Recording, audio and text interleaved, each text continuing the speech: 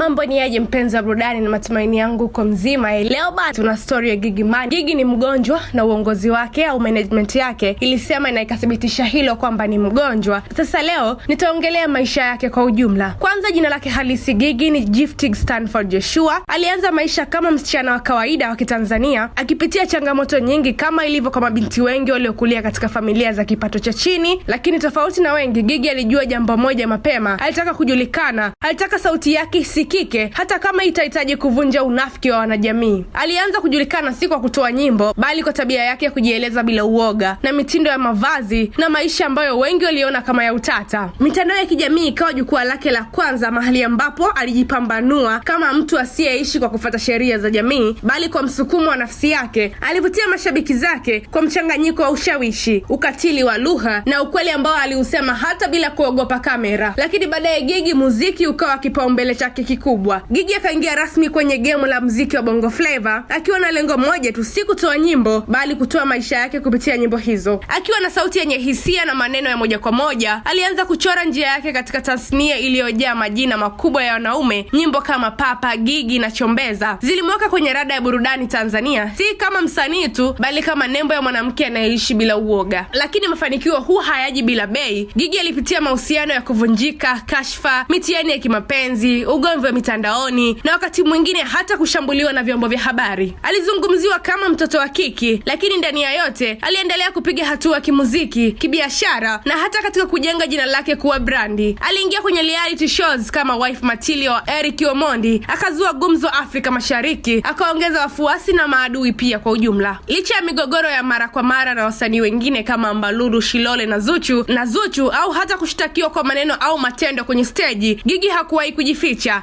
Aliwaambia mashabiki zake, mimi ni mwanadamu, nina mapungufu, lakini siwezi kujificha kwa sababu jamii inataka nijifiche. Mwaka 2023 hadi 24 alianza kubadilika polepole. Alionekana kuwa makini zaidi, akizungumzia biashara, kulea mtoto wake kwa upendo na kupunguza kiwango cha drama mitandaoni. Hii haikumaanisha kuwa amebadilika kabisa, hapana. Gigy bado alikuwa Gigy tu, lakini sasa alikuwa na akili ya mama na msanii mwenye malengo ya mbele, si tena mrembo wa kupiga kelele mitandaoni. Kwa sasa hadi kufikia Juni 21, 25, Gigy Money ni zaidi ya mwanamuziki, ni brand ya ujasiri wa mwanamke, mfano wa mtu ambaye hajawahi kuruhusu dunia imfunge kwenye sanduku la hofu. Akiwa bado na rekodi nyimbo, anatumbuiza jukwaani, anajihusisha na biashara ndogo ndogo na pia kuwa balozi wa bidhaa mbalimbali mitandaoni. Gigy Money anaendelea kusimama kama mfano wa kuigwa. Bora apigwe mawe akiwa huru kuliko kuendelea kujificha katika kimvuli cha kuonekana amebadilika. Ni kweli maisha ya Gigy Money ni kama filamu yenye sura nyingi. Kuna mapenzi na usaliti, kuna kilio na kicheko, kuna drama na mafanikio, lakini ndani ya hayo yote kuna maisha ya mwanamke mmoja jasiri ambaye alichagua kuwa yeye mwenyewe kwa bei yoyote. Leo hii bado anatembea kifua mbele, akijua kwamba historia yake si ya kutengenezwa na jamii bali ni ya kwake mwenyewe. Na hilo ndio somo kubwa zaidi kutoka kwa Gigy Money, kuwa wewe mwenyewe hata kama dunia haitokuelewa, ila wewe ndio unajua nini unataka. Mfuatiliaji wetu, naamini umeelewa vyema kuhusiana na story ya Gigy Money. Ni yule